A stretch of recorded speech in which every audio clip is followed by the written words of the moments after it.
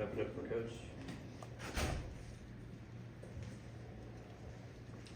Coach, first game in WNBA history ever being played at the United Center. Like, you've obviously been in NBA arenas before, but to kind of be part of this historic moment, what does that mean to you and this team? Yeah, I think it's an incredible moment for this league. It's an incredible experience for our team and our staff and our city. Really, I think that's the cool part about it, is that we get to represent our city in this building on a historic night, and so it's not lost among us how important and significant this moment is, and for myself to be part of that and to represent the W in that capacity, to represent the Sky in that capacity, is something that I don't take for granted, and so I'm appreciative of it. Our team is appreciative of it, and we just hope that we can put out a product that the city of Chicago and that represents this league in the best way possible. Do you have an update on Camilla? Is she still a game time decision, or is she most likely going to? Yeah, I think she'll go. She'll be good. When you look at that first game, her matching up with Aaliyah Boston, just kind of what sticks out to you about that as a challenge for Camilla, and how do you want to see her approach that tonight? I think it's a challenge for both. I think that they present, a force down low on both sides, but I don't think we can focus too much on what game one was. I feel like we're a different team than we presented in that first one, and so for us, the focus has just been moving forward and building upon what we've been able to since that game.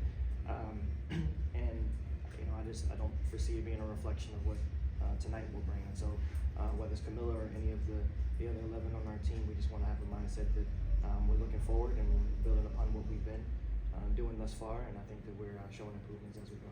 Tyler, how much will you guys use this as a mark of how much growth has actually happened over the last 2 weeks?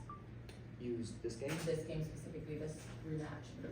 Yeah, I think now, I think that the games are coming pretty quickly now, and so it's a lot shorter time to kind of evaluate where you're at. You gotta adjust pretty quickly at this point, and so for us, I think we're continuing to build that chemistry together on both sides of the ball, and so I think every game moving forward is a barometer now of like what we're to expect moving forward in terms of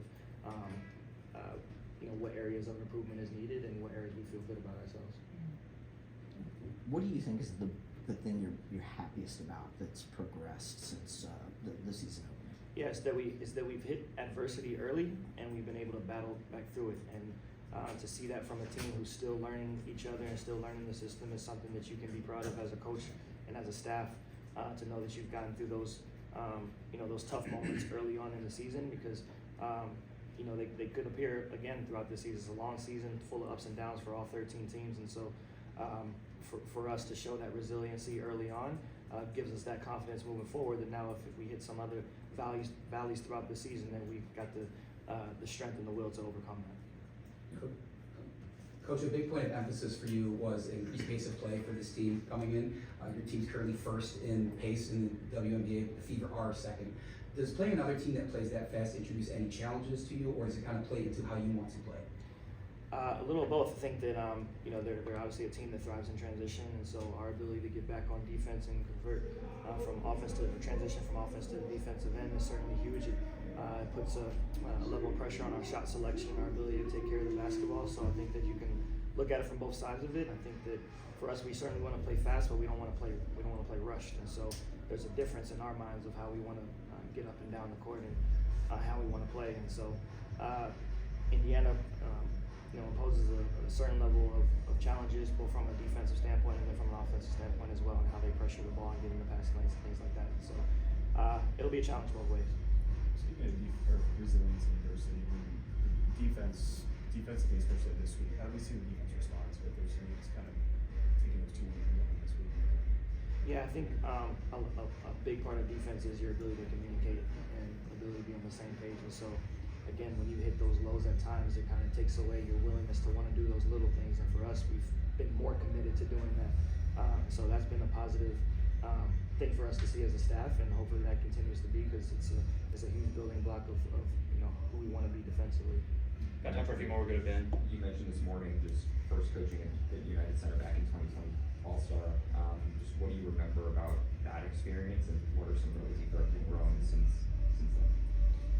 Yeah, that experience was a memorable one for sure, being part of the Raptors in that All-Star, and then it feels like Chicago has always been a pinnacle for those types of moments, because my first time being a participant in the W All-Star game was in Chicago as well. And so it's been cool moments, but just for myself, it's just taking in the experiences as they come and enjoying it with who I'm with, who I'm working with, and who I'm working for. And so it's just another opportunity for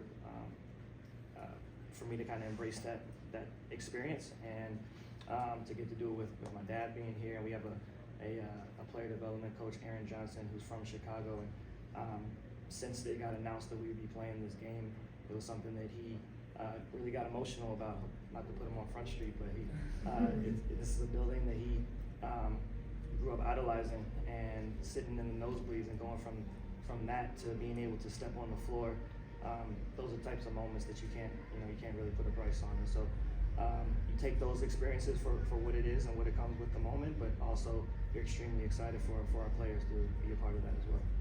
Tyler, how do you evaluate yourself in this like new moment as a head coach? Obviously, you talked about this team taking time to figure things out and find their rhythm, but in that, where losses may stack up, how do you yourself reflect and make sure you're staying on par?